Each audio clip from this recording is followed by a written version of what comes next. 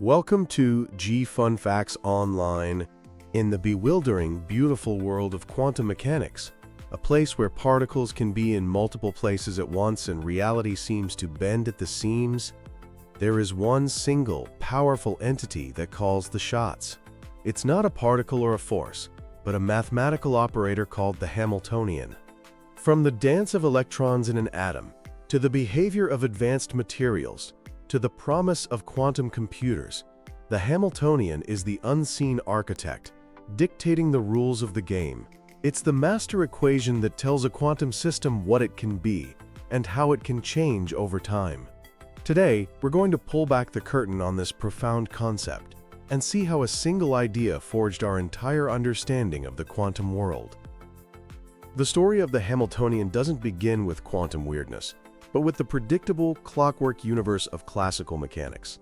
In the 1830s, the Irish physicist Sir William Rowan Hamilton was looking for a better way to describe motion.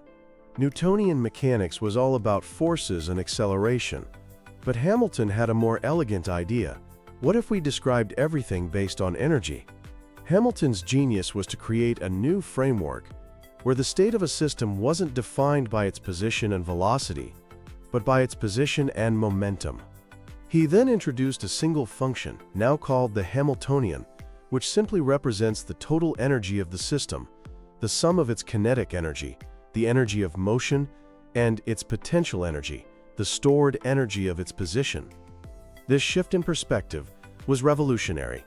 Hamilton's equations provided a new and often more powerful way to predict how anything, from a planet to a pendulum, would evolve over time. He pictured the state of a particle as a single point in an abstract map called phase space, where one axis is position and the other is momentum. The Hamiltonian's equations then describe the exact path this point will trace through phase space as time moves forward.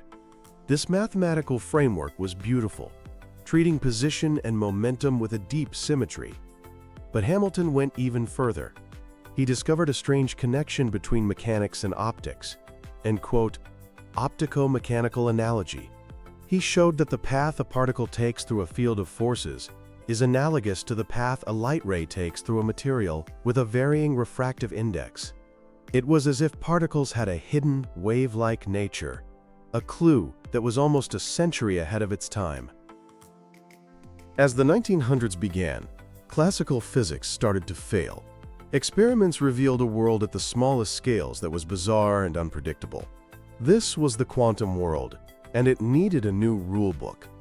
In the 1920s, physicists like Erwin Schrödinger were building that new rulebook, and Schrödinger was deeply inspired by Hamilton's work. He saw Hamilton's old optico-mechanical analogy as the key. If light could be both a wave and a particle, maybe matter could too. Schrödinger's great insight was to take the classical Hamiltonian and promote it. In classical mechanics, the Hamiltonian is just a function of numbers, position, and momentum. In quantum mechanics, Schrödinger turned these into operators. An operator is something that acts on, or transforms, something else. In this case, the Hamiltonian operator acts on a new object called the wave function, which contains all the information about a quantum system. This process, called quantization, is the heart of the quantum leap. The classical Hamiltonian for a particle is its kinetic energy plus its potential energy. In quantum mechanics, this becomes the Hamiltonian operator. This operator is the core of the single most important equation in quantum physics, the Schrödinger equation. In its most common form, the equation looks like this: H psi equals E p psi. Let's break that down. H, with a little hat on it, is the Hamiltonian operator. The Greek letter psi is the wave function, which describes the state of the quantum system. E is just a number, which represents the total energy of that state. This equation makes a profound statement. It says that for certain special states, when the Hamiltonian operator acts on the wave function, it doesn't change the state. It just spits the same wave function back out, multiplied by a number. That number is the energy of the state. These special states are called eigenstates, and their corresponding energies are called eigenvalues. The Schrödinger equation tells us that a quantum system can't have just any energy. It can only have the specific, discrete energy values defined by the Hamiltonian.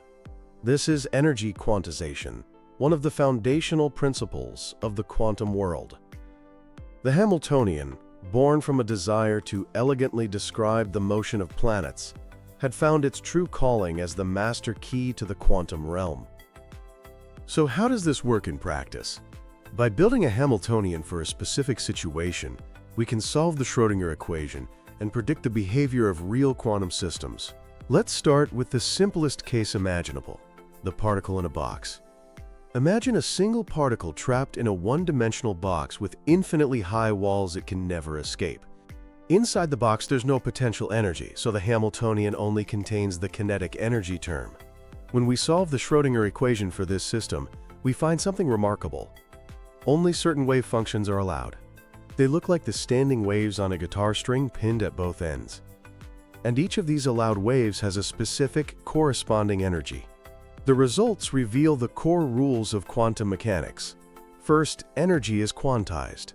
The particle can have the first energy level, or the second or the third, but never an energy in between. This is a direct result of the particle behaving like a wave confined in a box. Second, there's a zero-point energy. The lowest possible energy the particle can have is not zero. Unlike a classical particle, which can sit perfectly still with zero energy, a quantum particle is never truly at rest.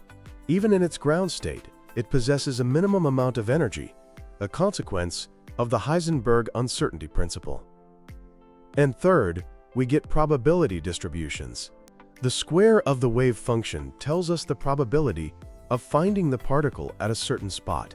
In the lowest energy state, the particle is most likely to be found in the very center of the box. In the second energy state, it's most likely to be found at two different points, with zero probability of being in the center. This simple model isn't just a textbook exercise, it's the basic framework for understanding quantum dots, tiny semiconductor crystals, whose properties are governed by this exact kind of quantum confinement.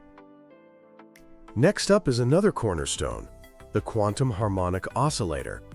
This system describes a particle that feels a restoring force, like a mass on a spring.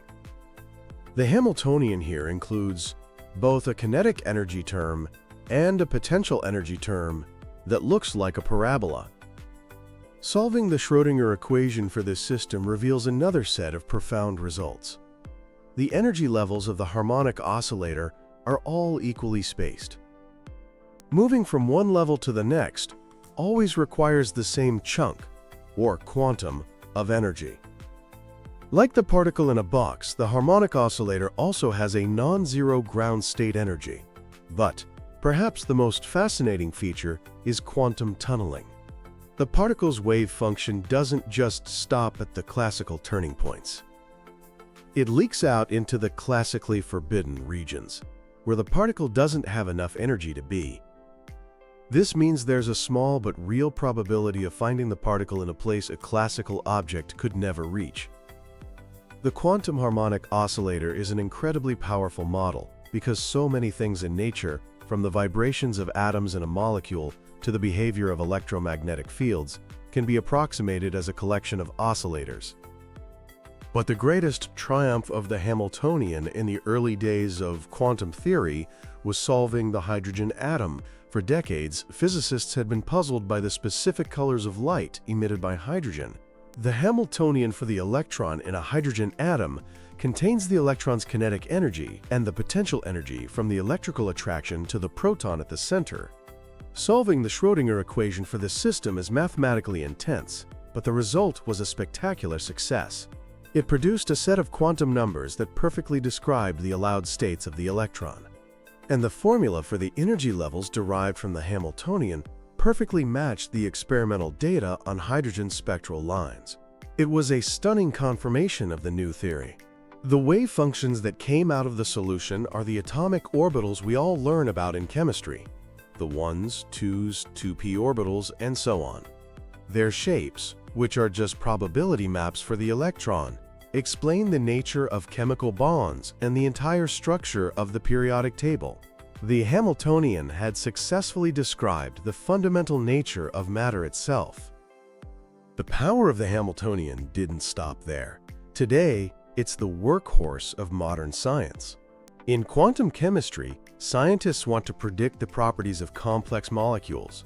The molecular Hamiltonian is a monster, including the kinetic energy of every electron and nucleus, and all the attraction and repulsion between them. Solving it exactly is impossible for anything but the simplest molecules, so chemists use clever approximations. Methods like density functional theory, or DFT, use the Hamiltonian to find the electron density, a simpler quantity than the full wave function, to calculate a molecule's energy and structure. These computational methods, all built around the Hamiltonian, have transformed chemistry, allowing us to design new drugs and materials on a computer. In condensed matter physics, the Hamiltonian helps us understand the collective behavior of trillions of particles in a solid. One of the most famous examples is the Hubbard model. Its Hamiltonian has just two simple terms: a hopping term that lets electrons move between atoms, and a repulsion term that costs energy if two electrons try to occupy the same atom. This simple model captures a deep competition. If hopping wins, electrons are free to move, and the material is a metal. If repulsion wins, electrons get locked in place to avoid each other, and the material becomes an insulator. The Hubbard model is a key tool for understanding complex materials, including high-temperature superconductors. And now, in the age of quantum computing, the Hamiltonian has taken on a new role. One of the biggest promises of quantum computers is simulating other quantum systems. Many problems in chemistry and materials science are too hard for classical computers because the complexity grows exponentially with the number of particles. But a quantum computer is a natural fit. In Hamiltonian simulation, we program a quantum computer to evolve its qubits according to the Hamiltonian of a molecule or material we want to study. We're using one quantum system to mimic another. Algorithms like the variational quantum eigensolver, or VQE, use a hybrid quantum classical approach. A quantum computer prepares a trial state and then measures the energy of that state according to the system's Hamiltonian. A classical computer then takes that energy and suggests new parameters to try, iterating over and over to find the lowest possible energy, the ground state of the molecule. We are literally using the Hamiltonian to guide a quantum computer towards a solution. The central role of the Hamiltonian also brings up deep philosophical questions. The Schrödinger equation, driven by the Hamiltonian, is completely deterministic. If you know the state of a system now, the equation can predict its state at any point in the future. But this clockwork evolution is at odds with the randomness we see in quantum measurements. When we measure a particle's position, the wave function is said to, quote, collapse, and we get a single probabilistic outcome. We can calculate the odds, but we can't predict the result with certainty. This is the infamous measurement problem. Is the collapse a real physical process, as the Copenhagen interpretation suggests? Or does the wave function never collapse, with every possible outcome simply branching off into a parallel universe, as the many worlds interpretation proposes? Regardless of which interpretation you prefer, the Hamiltonian is at the core of the dynamic. It's the engine driving the deterministic evolution of what's possible. The mystery is how this deterministic realm of possibilities connects to the single, concrete reality we experience. From its birth in classical mechanics to its central role in modern chemistry, materials, science, and quantum computing, the Hamiltonian is one of the most powerful and unifying concepts in all of physics. It's the unseen architect that forges the quantum world, shaping the structure of atoms and the evolution of the universe. As we continue to build technologies that harness the strange rules of quantum mechanics, the Hamiltonian will remain our most trusted guide, a single, elegant equation that continues to unlock the secrets of our universe.